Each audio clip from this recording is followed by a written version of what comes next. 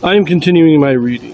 What I'm doing in this series is to read through the entire standard works of the Church of Jesus Christ of Latter-day Saints. This consists of the Bible, the Book of Mormon, the Doctrine and Covenants, and the Pearl of Great Price. I am reading in a chronological order of events, not according to publication or volume, so I will be skipping around a bit as I move along. I made a little error in my timeline, and so now I'm going to read the ending of 2 Chronicles chapter 20. I originally was going to have this as part of another video, but I realized it needed to be its own separate video. So let us read this, starting in verse 31. And Jehoshaphat reigned over Judah. He was 35 years old when he began to reign, and he reigned 25 years in Jerusalem. And his mother's name was Azubah, the daughter of Shilhi.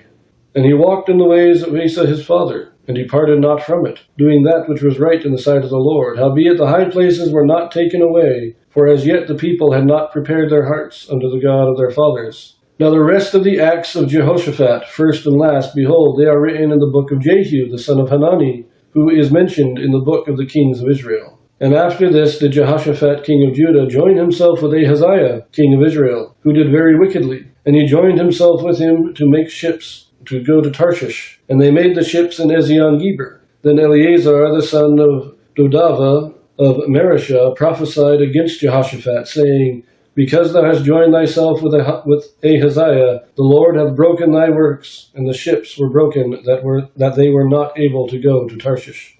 Now, again, I originally read this as part of a previous video in my other reading of chapter 20, but I've decided to put it in this video instead because I wanted to correct the timeline that I had put up. And in order to do that, I had to separate this out. So this is telling us chapter 20 takes place during the reign of Ahaziah, and therefore before the chapters 2 and 3 of 2 Kings.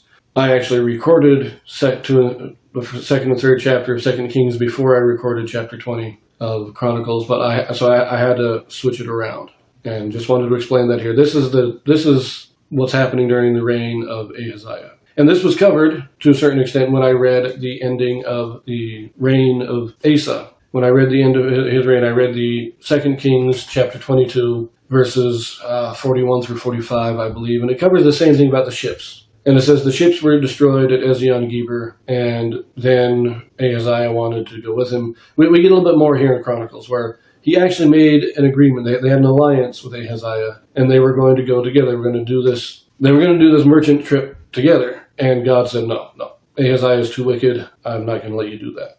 And that's why the ships were destroyed, is because Ahaziah was there with him.